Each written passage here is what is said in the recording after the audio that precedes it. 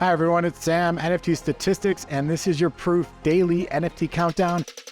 Going to do something we don't do too much. We're going to dive into Solana data, some interesting stuff going on over there with Mad Lads, super interesting. Also going to talk about Moonbird's diamond nesting, going to talk about the Grant Yoon drop that's coming up, and just go into the data about this bear market. You know, we keep showing up no matter what the market is. I think this is a great time to be a data analyst, some really interesting stuff going on out there. So let's dive right in, starting with a quick market overview. You know, volumes just keep going lower, you know, really kind of at a very long time low, both for OpenSea, where we're back at July 2021 levels, as well as for Blur. I mean, Blur volumes are down about 80% from the beginning of season 2. We're kind of back at levels that they were at before the airdrop even happened. In terms of market share, a little bit more market share for OpenSea recently. Blur still around 70% though, definitely the lion's share there. In terms of unique buyers, they were down again, a pretty weak day in that term. Large cap index down a small bit, just gave back a bit of those weekend gains. A little bit of strength in World of Women, a little strength in Doodles,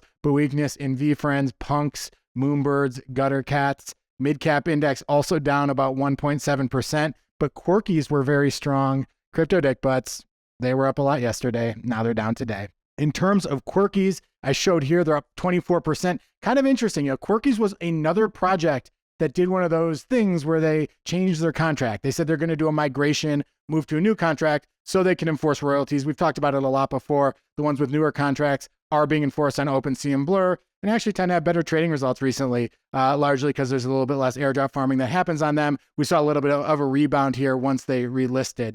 Another project that did that is NFT Worlds recently announced that they're going to rebrand and do a migration to a new contract, again, so they can enforce royalties. You know, something we've seen a few times in different projects. Going to talk a little bit about Milady, just looking at this chart. I think everyone knows this is the project that has completely bucked the bear market trend. Floor got up above 3 ETH yesterday, gave a little bit back at 2.5 now. Still, probably one of the better looking charts that we've seen in a long time in NFTs. Wanted to talk quickly about art projects. You know, 3 projects did more than 10 ETH of volume. You can see Life in Japan additions. This is ahead of the Grant Yoon drop coming up. Going to talk more about that. A bunch of squiggles and a couple harvests. Looking at that harvest, one sold for 10 ETH. I mean, that's 3 times floor. We know these dark backgrounds tend to be the better selling harvest. So nice sale to see there. This anti-cyclone sold for 6.5 ETH. You know, this is at the floor, so not someone reaching for a ETH bid. You had a Memories of Chi-Lin cell, as well as a Genesis by DCA, sold for 3.15 ETH versus a floor of 4.2. Second story to talk about, Mad Lads, and let's just talk about the Solana ecosystem. If you take a look at recent trends in Solana, you can see that, you know, just a few days ago, we had one of the biggest spikes in volume, certainly that we've had all year. You know, Solana was doing more volumes, I believe, than ETH that day. And these volumes have remained elevated. So just kind of an interesting thing that we recently saw in that ecosystem. The other thing I found interesting is that Magic Eden is actually losing a lot of share. You know, Magic Eden was at 80% in November, December. Right now, they're just at 50%. The reason is that TensorSwap has taken over a whole lot of the market. TensorSwap is basically a replica of Blur, just trying to do what Blur does, but on Solana. You can see the UI looks very similar. They even have a loyalty score just like Blur. They have a trader view, a collector view, really take a lot from it. And that seems to be gaining a lot of traction. You know, talking about a future airdrop, we all know people in this space love their airdrops. If you look at that volume spike, where has that volume spike come from? Which projects? And it's almost all Mad Lads. You know, just over the past 4 days, we've seen over 600,000 Solana of volume in Mad Lads. What is it? Well, here's the art, and it's pretty complex. I put out a tweet yesterday because, you know, if I don't know what a story is, I tweet at my following and try to get the answers. That one got a lot of virality, a lot of responses. It's still kind of confusing, but here's the art. People really seem to love the art. You have men, women. The women actually traded a premium, which is pretty awesome. A little bit about it, though. It minted at 6.9 Sol. Pretty quickly trade up to about 65. So just a casual 9x for anybody who got into that mint. The current floor, though, is now 90 Sol, so up more than 12x. It is the first project that is launched within Backpack. Okay, and I think to understand the excitement about this, you also have to understand Backpack. Now, I don't fully understand Backpack. I don't fully understand XNFTs, but the basic idea is that this is an all-in-one wallet that enables token-gated experiences, playable games, and a whole lot more within the app that you can do all with the NFT. People are comparing it to like an iPhone and how that changed. Now all these apps were built on top of it. So a lot of people are very excited about Backpack. It's run by a company called Coral, which raised, I believe, $20 million. So a well-funded company And this is one of the first examples of an X NFT or an executable NFT, which has a lot more features that can go with it. So I think that generates a lot of the excitement. People are also excited because ever since DeGods and Utes left, there was really a void for a top project in the ecosystem. And this one has really stepped up nicely into that role. One of the interesting things that happened is when they were minting, there were a lot of bot attacks. A lot of people, emailing in threats or pinging threats to the founder about how a bot was going to take all the NFTs at 6.9 Sol. So they created a fake honey jar wallet that basically they said, hey bots, or they basically said, this is where you go. So I don't know exactly what they did, but bots sent them $250,000 worth of Solana. So that was kind of awesome. Show that these guys really do have some engineering prowess. You can see here in this tweet that they returned all the Sol that was in that honeypot, but it was kind of a cool little win in the war against bots. This is what I believe is the top sale, but I'm not totally sure because Magic Eden, I found it very hard on Magic Eden to sort by highest sale. Much easier on other platforms, but this is what I saw as one of the highest sales, a 1369 Sol sale over 12 ETH. So that's a serious price for a project that's 3 days old and just sold originally for 6.9 ETH. If you want to learn more about XNFT Backpack, here is a cool Dune dashboard I found, which is worth looking at, developed by OSK. Kind of interesting stuff there. So congrats to everybody involved in this project. Really cool to see something popping off in Solana, something I will be paying a lot more attention to going forward. Third thing to talk about, proof diamond nesting.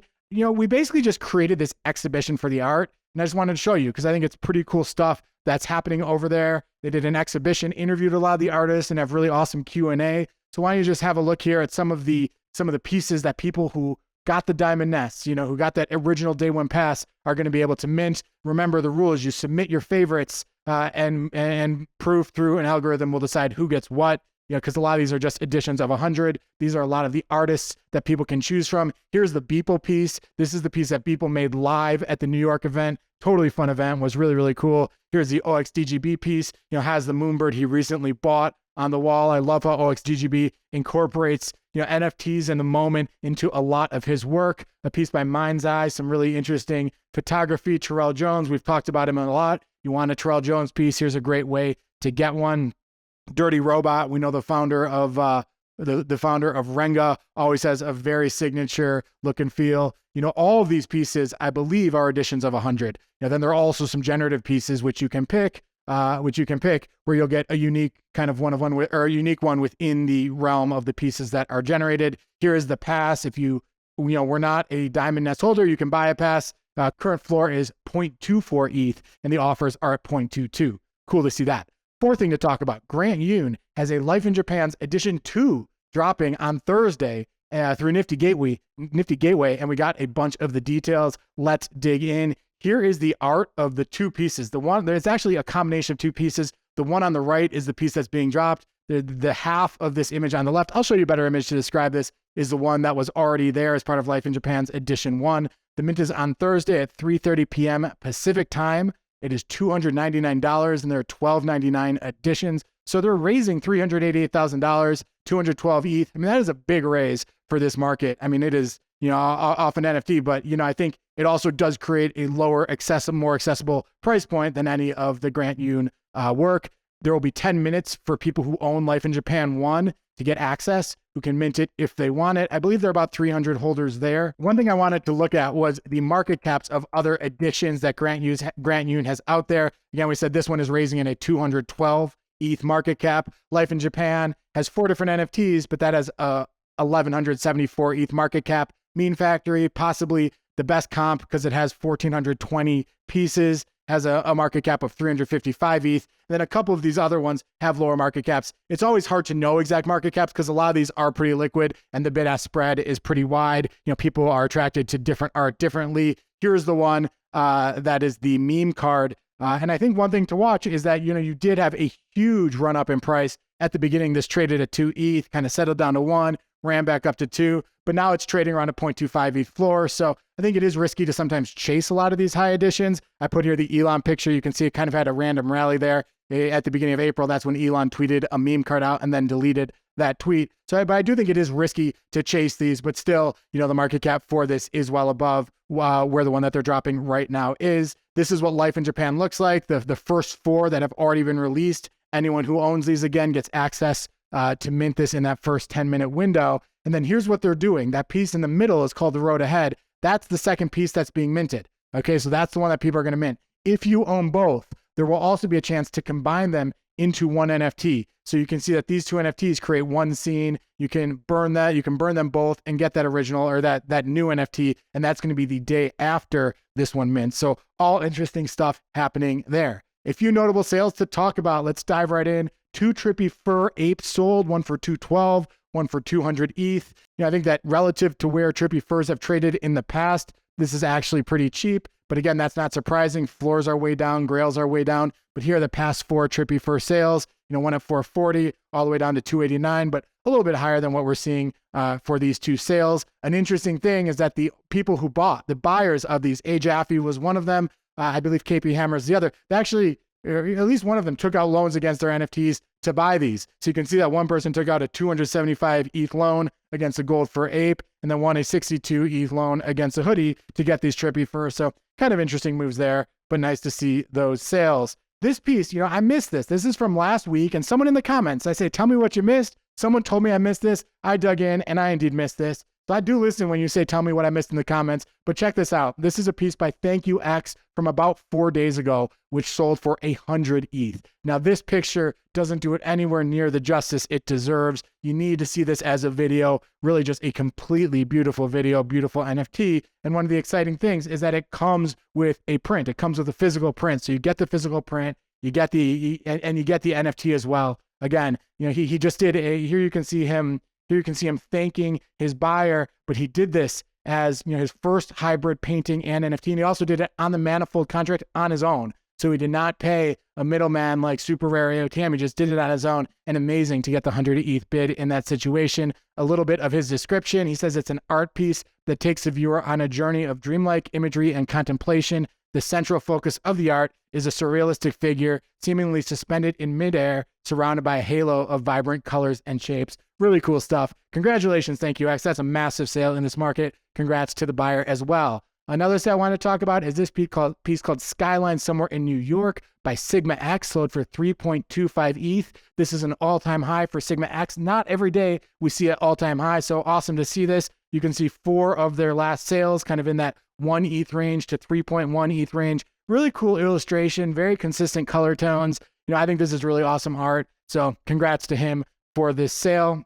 Sigma X also has some additions. So if you like this look and feel, if you like this, but you don't want to pay up for one of the one-on-ones, you can get these additions at a more kind of accessible price in that 0.1 to 0.3 ETH range. OXDGB flagged this to me on Twitter, so thanks to him as well. And then a couple quick sales of artists we've talked a lot about before, so just going to give the quick and dirty. Dog Days by I Am Laura L sold for a little bit more than 5 ETH. Congrats to her. Really love this piece, really playful. I got sons, so this speaks to me. Just a really cool image from Laura L. And then a 12-fold Ordinal sold for 20 ETH, 1.34 Bitcoin. I believe that these originally sold for 3.2 Bitcoin. So seeing that liquidity move a lot lower, again, not surprising. That's what's happening across the board in NFT space. That is all from me today. I hope you enjoyed the show. Give us a like if you liked it. Subscribe to the channel. Tell us what you think in the comments. Tell us what we missed. I do listen to you when you tell us what we missed. We'll be back tomorrow and every weekday with another show. Have a great day.